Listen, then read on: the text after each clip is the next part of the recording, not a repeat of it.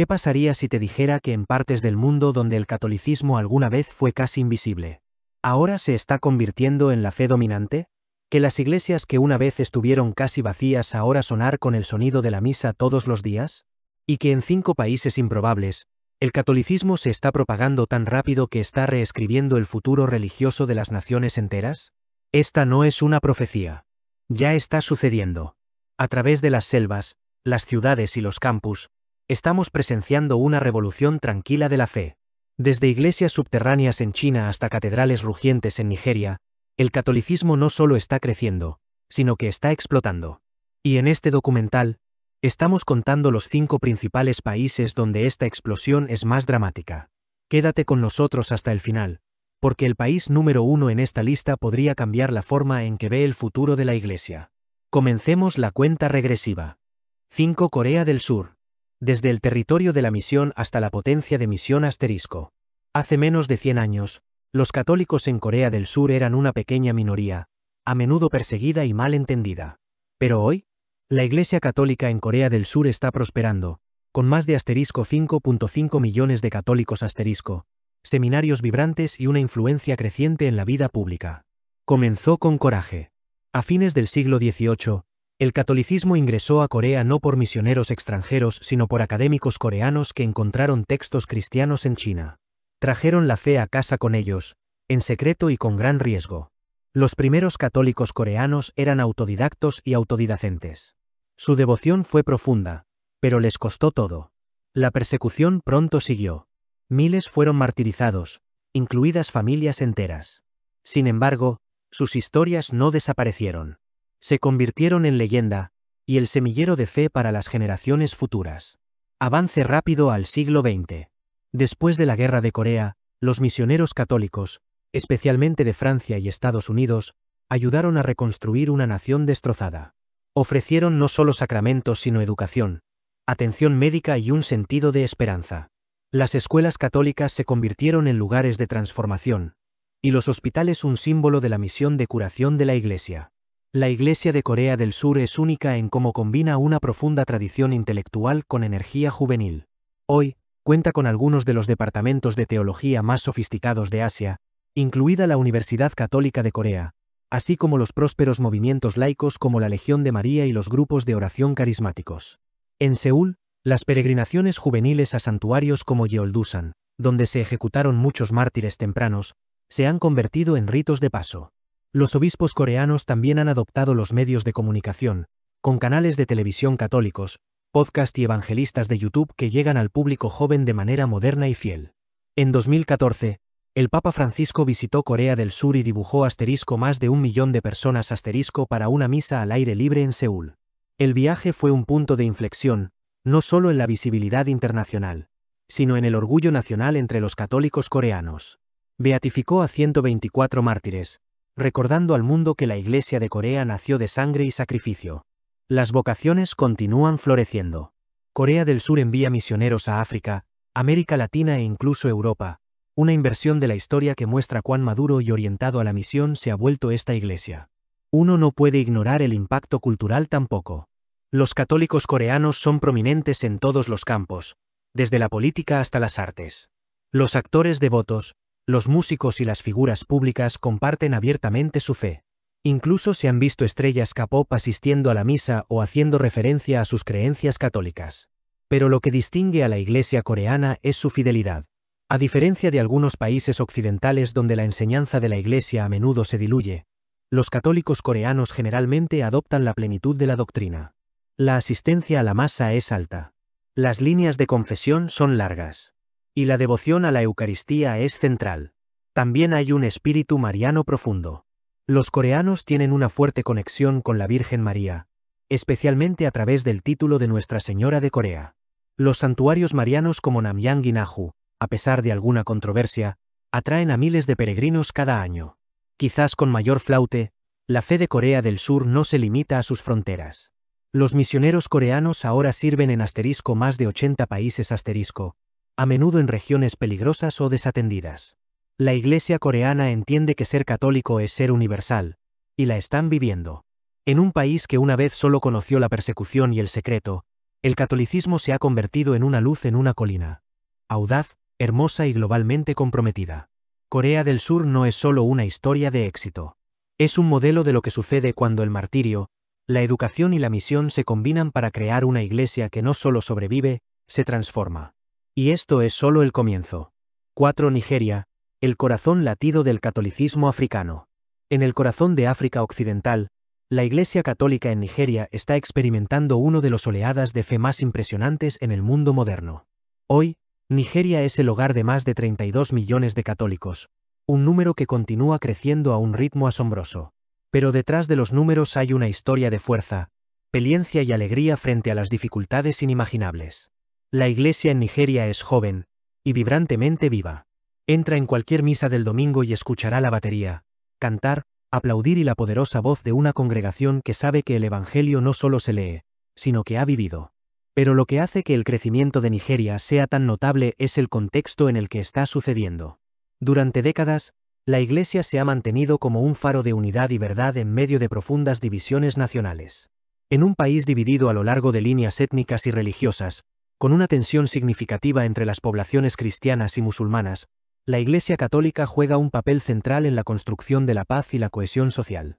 Los sacerdotes y los obispos no son solo líderes espirituales. A menudo son mediadores de primera línea, organizadores comunitarios y defensores públicos.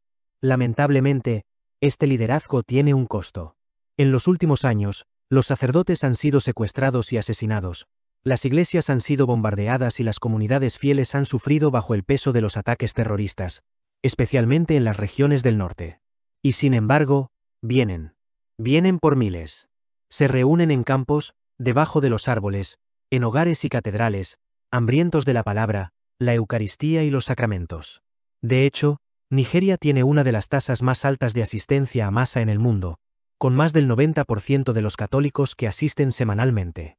El crecimiento vocacional es igualmente asombroso. Nigeria produce más seminaristas que casi cualquier otro país, y estos jóvenes no solo están llenando parroquias locales, ahora se están enviando como misioneros para servir diócesis en los Estados Unidos, el Reino Unido y en toda Europa. El alcance social de la Iglesia es inmenso. Las escuelas católicas están educando a una nueva generación de líderes. Los hospitales y clínicas católicas brindan atención en lugares donde la ayuda gubernamental nunca alcanza.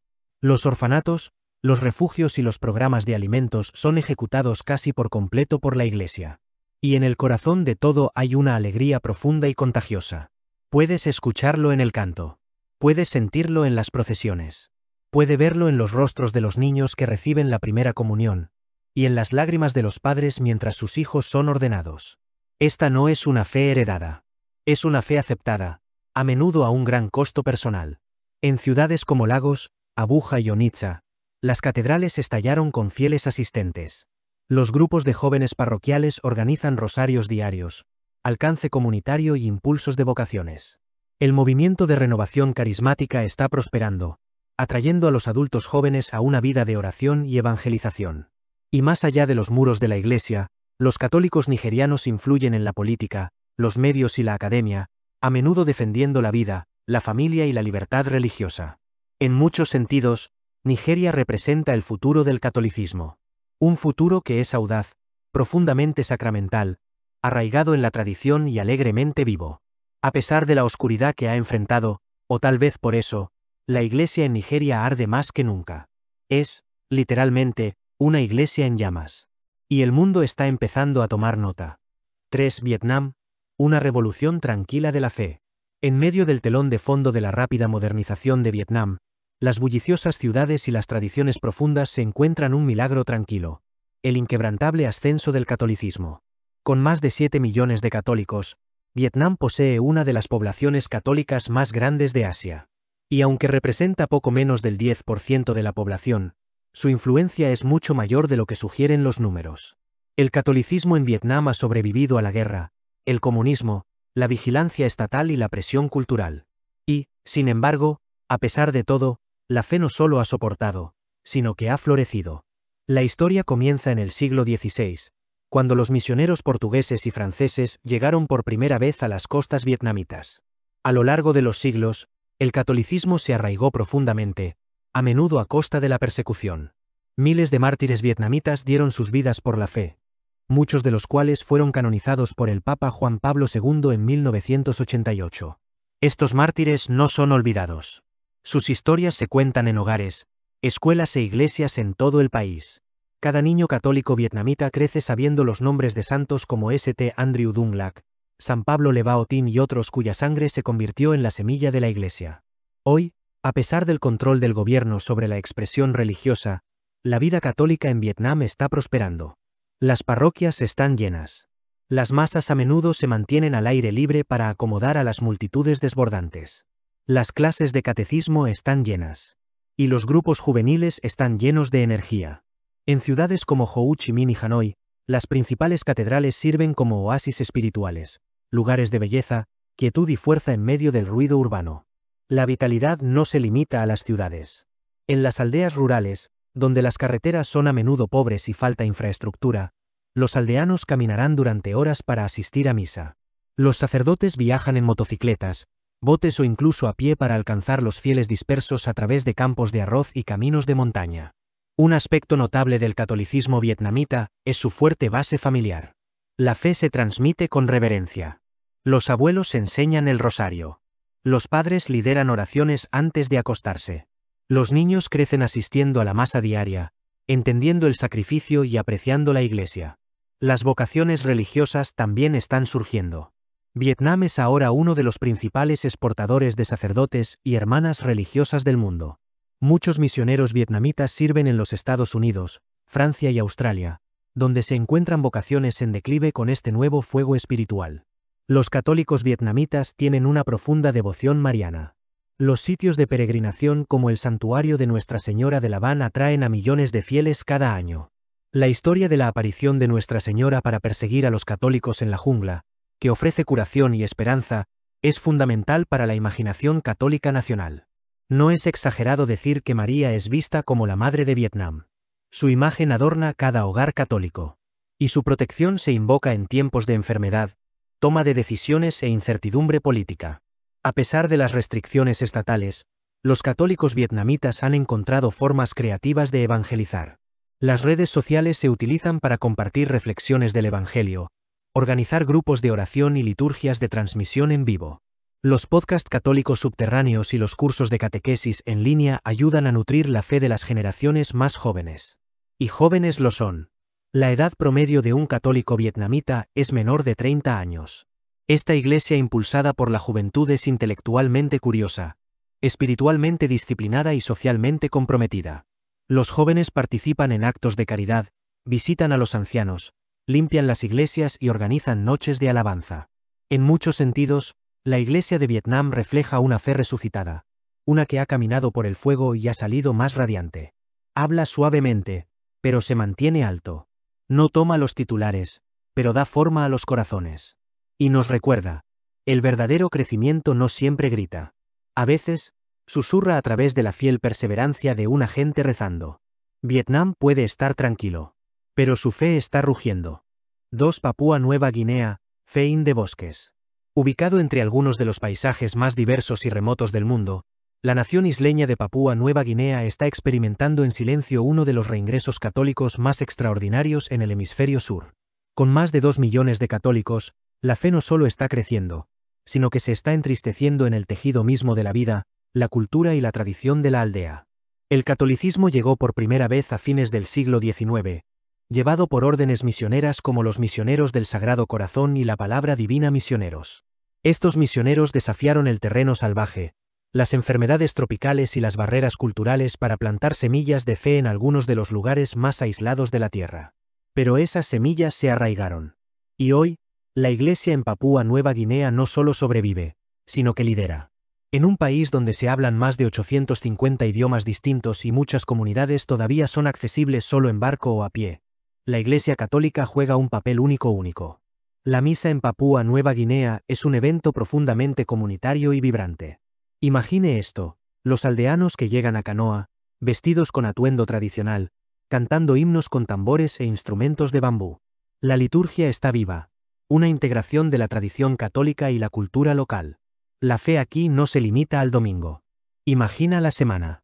En las aldeas, No es raro que las comunidades enteras se reúnan cada mañana y noche para el rosario comunitario.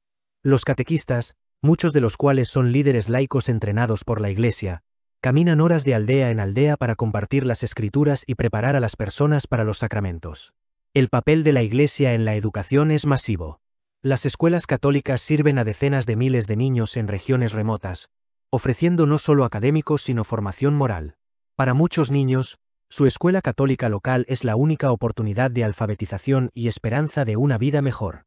La atención médica también está profundamente influenciada por la Iglesia.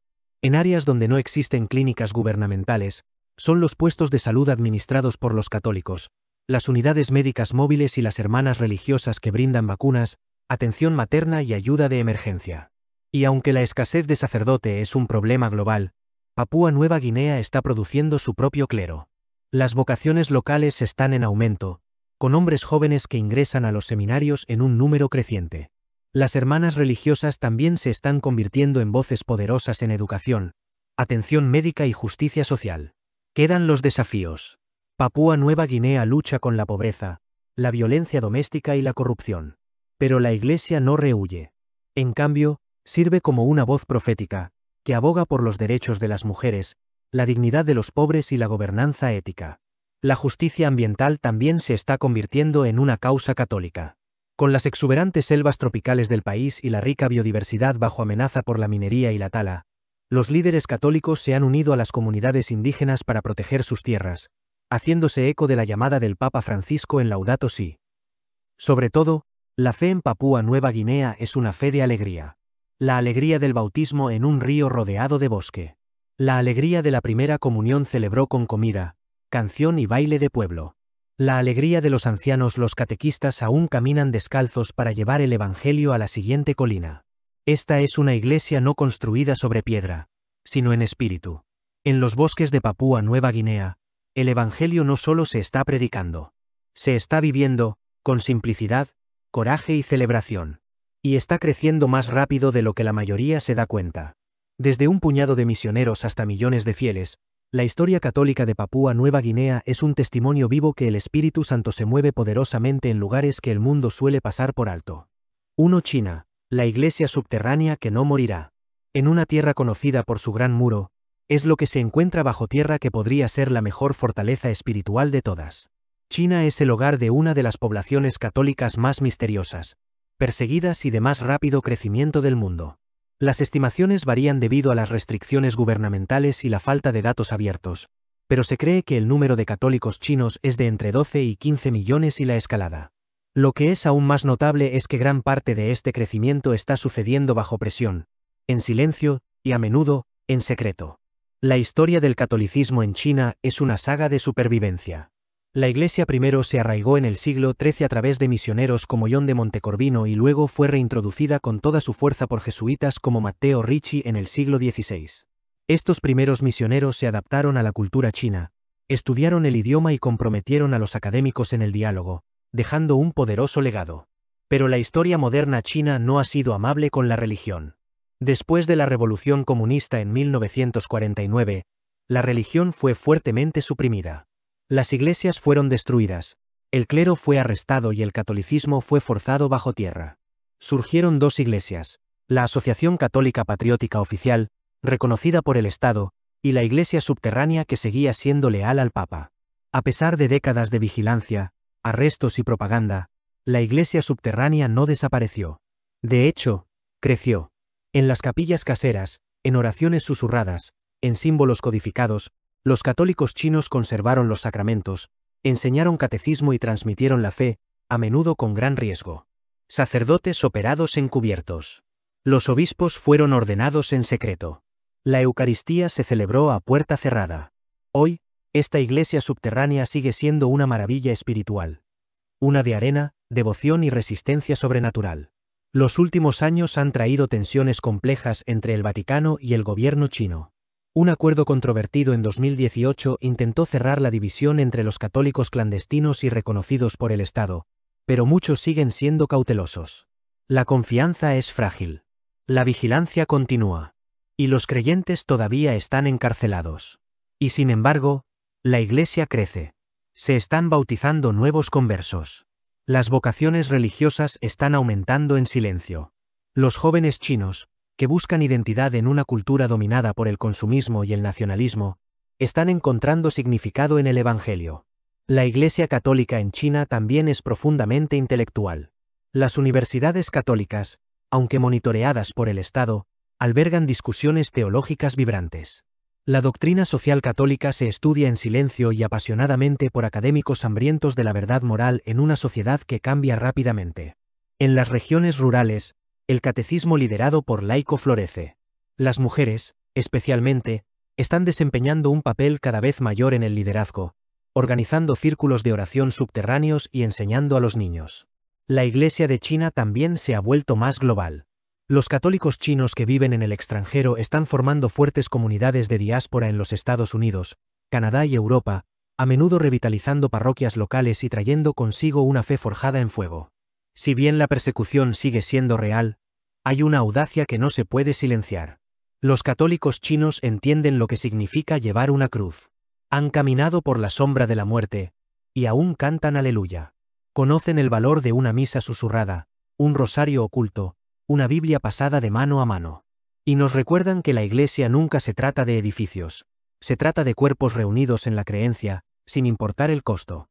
Entonces, ¿por qué China número 1 está en nuestra lista? Porque en los rincones más oscuros de la historia moderna, la luz de Cristo continúa ardiendo.